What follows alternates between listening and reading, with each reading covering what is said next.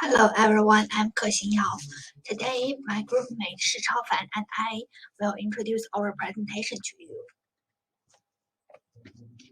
Our topic is a dialogic approach to fostering TESOL, teacher-learners research engagement, insights from a learning to research procedure. It's our outline.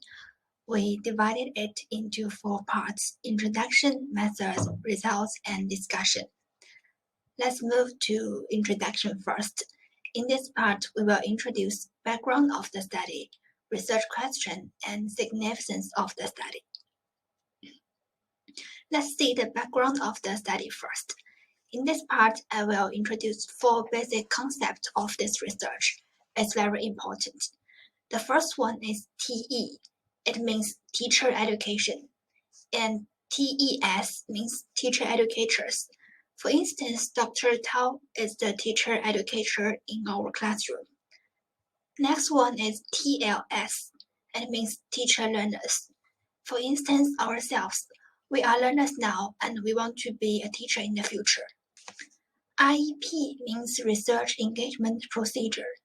It refers to participants who are guided to complete a series of activities designed to promote their research engagement.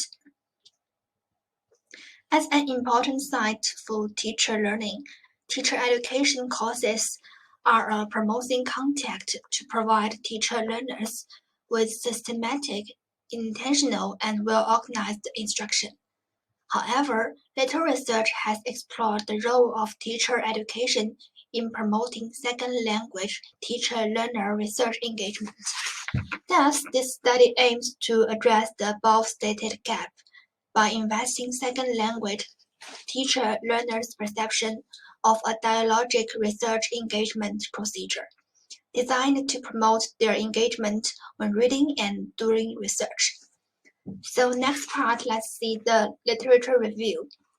Adopting a Vygotsky social-cultural perspective, Johnson proposes interacting within teacher-learners collaborative teaching-learning relationships. Studies have shown that many TESOL teacher education programs worldwide emphasize research, but focus on learning about research rather than conducting research.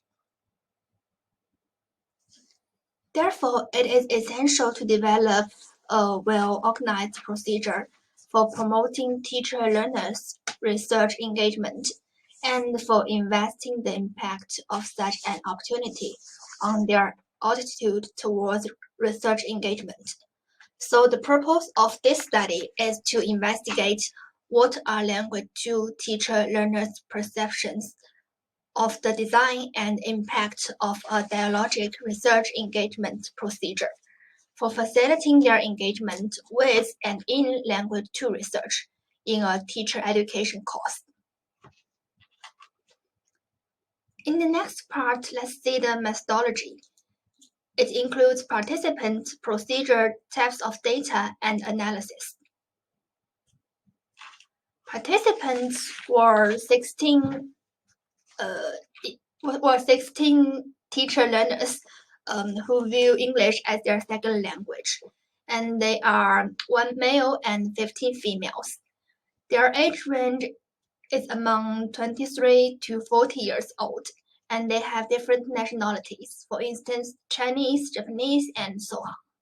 They have various teaching experience, length from 6 months to 15 years, and they are teaching various levels. The procedure was divided into 6 stages. The first stage is read and discuss with peers on an ISLA topic. ISLA means Instructed Second Language Acquisition. And the stage 2 means use research to inform practice, for instance, a critic presentation. Stage 3 means design a mini research project on an ISLA topic. And the fourth stage is conduct the planned research. And stage 5 means disseminate research. And the final stage is final reflection on the whole REP process. During each stage, participants need to provide their reflection. And in stage 6, teacher learners wrote reflections on their research engagement experiences. The reflections concern the benefits and challenges of their engagement in and with research.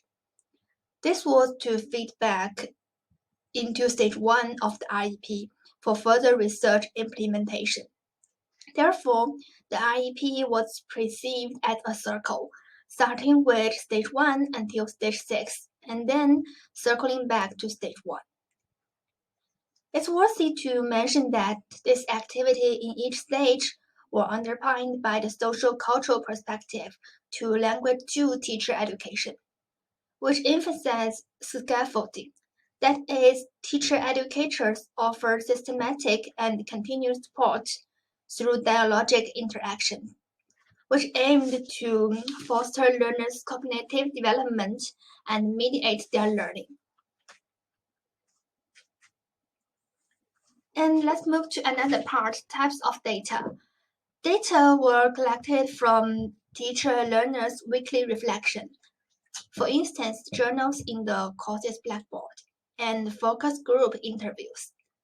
The participants wrote weekly reflections on the IEP's activities and a final one at the end of the IEP in stage 6. Each reflection was about 100 to 150 words long.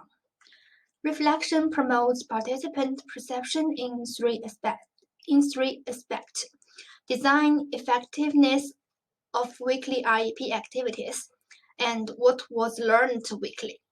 Participants were also encouraged to ask questions about their research engagement within the IEP to get teacher-educator spots. Finally, let's see the analysis. Data were analyzed following a theme-based approach. Firstly, the first author read the data to locate the highlight segments containing participants' views about the research inquiries.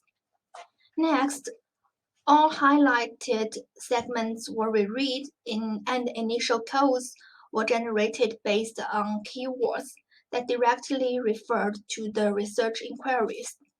Finally, similar codes were grouped into themes. And the second author also followed this procedure to double code the entire data. And next part, Shicaho will introduce the results and the limitations.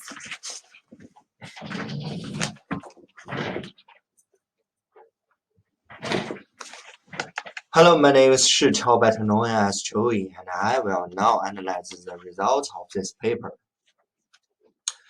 Firstly, through the above analysis, the authors answer the previous questions about the study. The result is divided into two parts. The first is perceptions of the REP's design, and the second is perceived impacts of the REP. The first part of the result is a view of the design of the REP. The first point being that we can see that systematic character of the REP, starting from reading and critically published research, then designing and conducting their individual studies.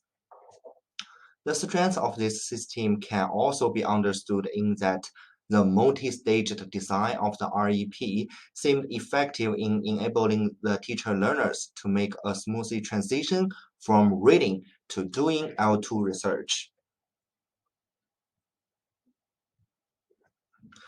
The second point is the benefits of the teacher learners engaging in dialogic talks with the teacher educators throughout the process of their research. P5 was initially unsure about her of research topic since positive feedback was not part of the license that concerned only negative feedbacks. Through the exchange in the weekly reflections, the teacher educator validated her research ideas and provided suggestions on how she may explore them further. This dialogic process later resulted in P5 being able to formulate his research questions. Such timely assistance in the early stage of teacher-learner's research conducting journey is arguably crucial toward maintaining and enhancing their motivation to engage the research.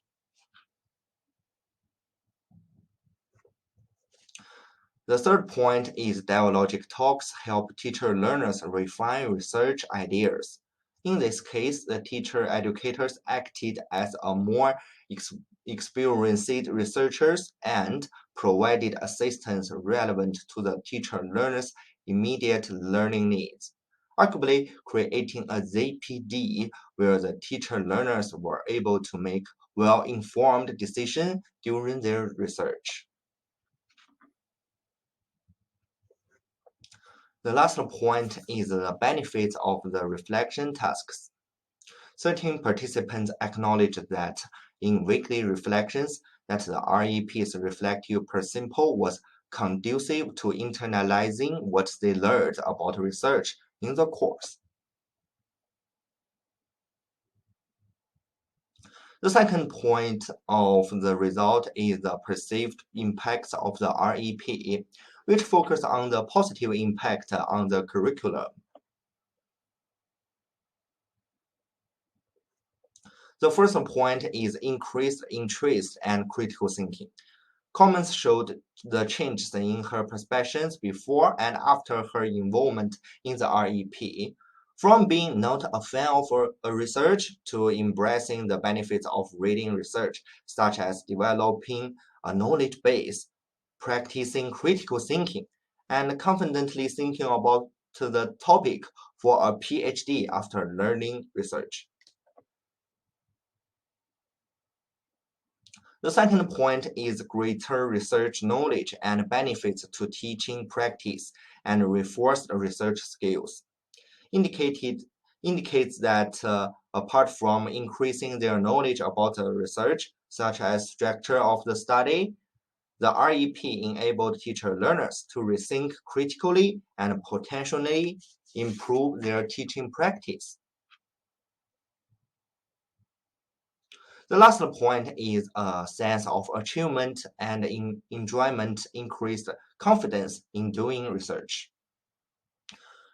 This comments that the REP helped the teacher learners develop the research skills they had previously learned but not used. More importantly, they indicated an increasing awareness of the sense of research for teaching and starting thinking about ways to apply their research findings to the classroom.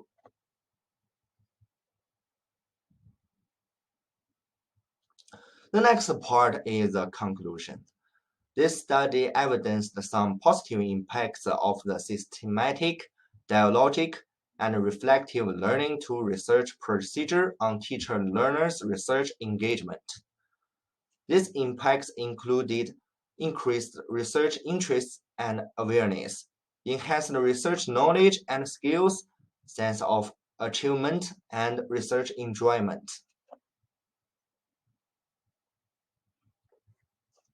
There are two limitations. The first limitation is all participants stated two major challenges. The first concerned the intensity of the REP's activities. The second challenge, reported by 9 participants, concerned access to research sites. The second limitation is did not analyze the mini research project's results or consider teacher learners use the previous knowledge and experience in the REP. Here is our reference. And thank you very much. The last part is discussion. As a teacher learner, how do you think our reflection can help with second language acquisition research, and what improvements does it need to be made? Thank you.